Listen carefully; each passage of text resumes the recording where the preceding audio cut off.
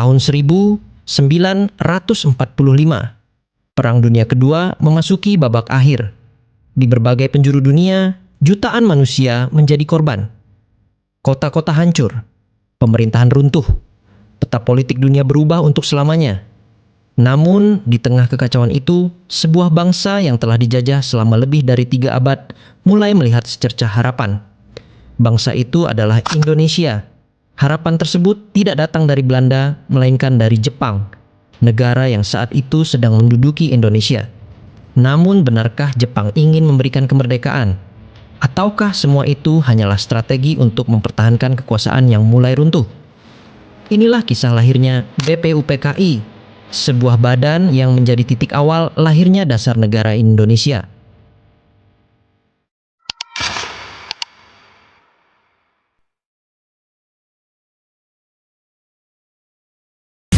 Pada tahun 1939, Perang Dunia Kedua pecah.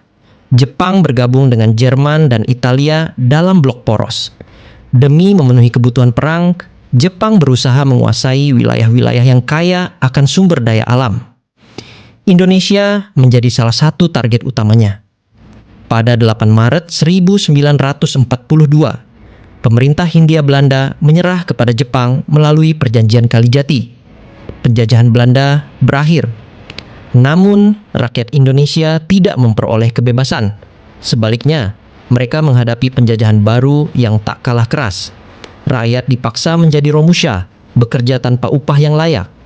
Hasil bumi diambil untuk kepentingan perang Jepang. Kebebasan berbicara dibatasi, sementara kehidupan sehari-hari semakin sulit. Awalnya, Jepang datang membawa slogan Asia untuk orang Asia. Namun kenyataan yang dihadapi rakyat Indonesia justru penuh penderitaan.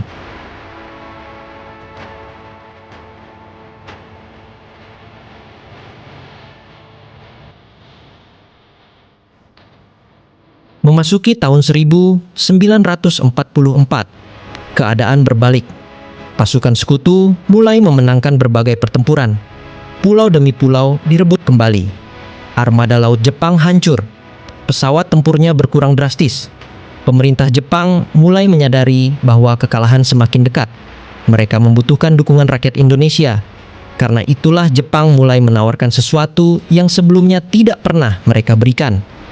Harapan berupa janji kemerdekaan.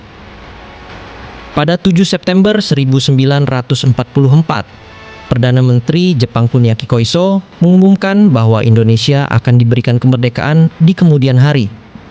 Meskipun tanpa tanggal yang pasti, pidato itu membangkitkan semangat para pemimpin Indonesia. Kesempatan itu tidak ingin mereka sia-siakan.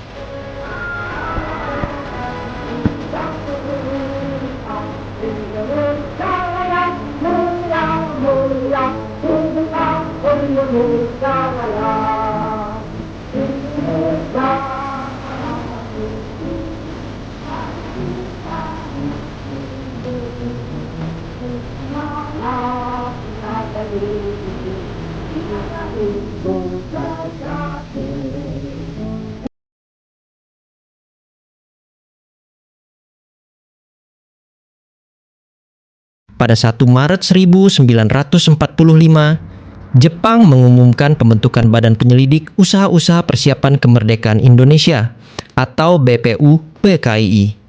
Badan ini kemudian diresmikan pada 29 April 1945. Ketuanya adalah Dr. Rajiman Wedyodiningrat.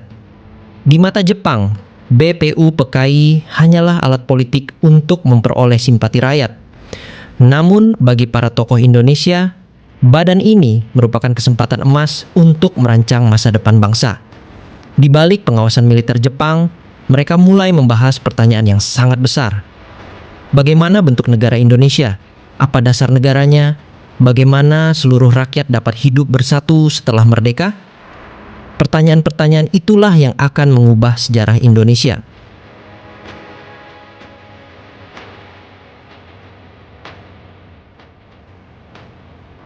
Tanggal 29 Mei 1945, sidang pertama BPUPKI dimulai. Ketua BPUPKI mengajukan satu pertanyaan penting.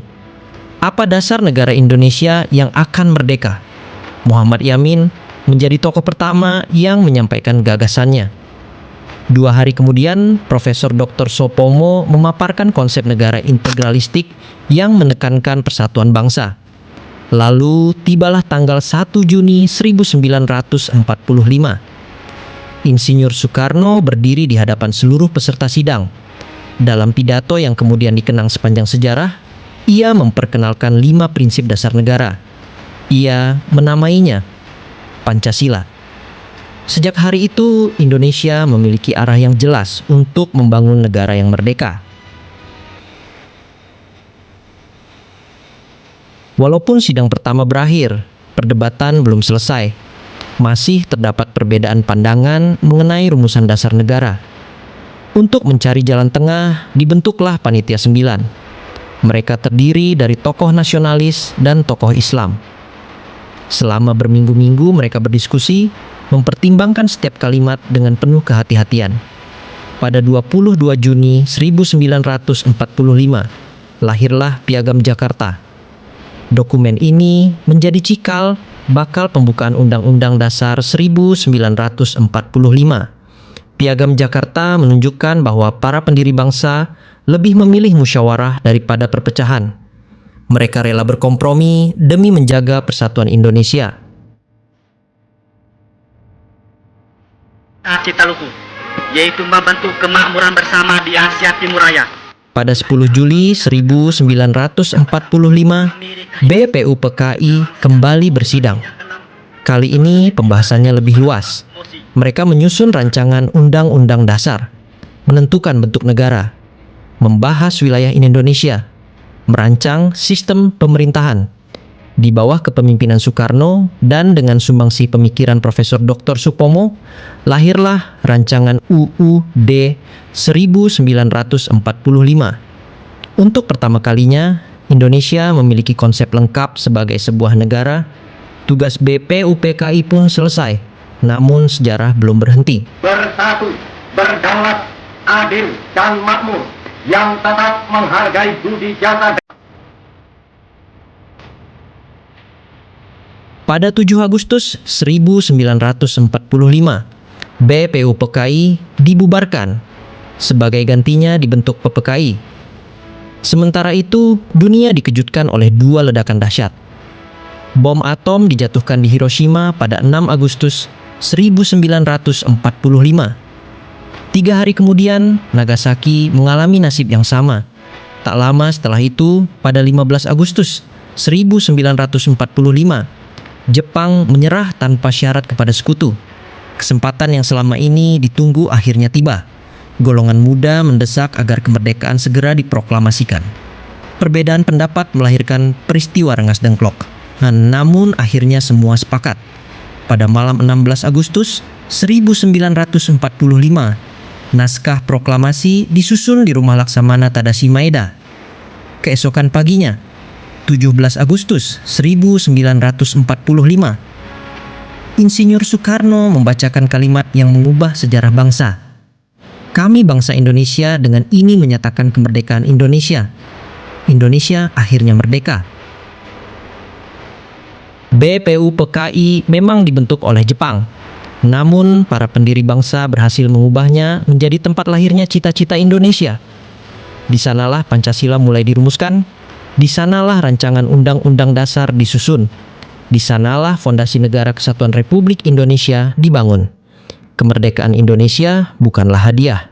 Kemerdekaan adalah hasil perjuangan, kecerdasan, musyawarah, dan keberanian para tokoh bangsa yang memanfaatkan setiap kesempatan demi masa depan Indonesia. Dan hingga hari ini, warisan mereka masih menjadi dasar berdirinya Republik Indonesia.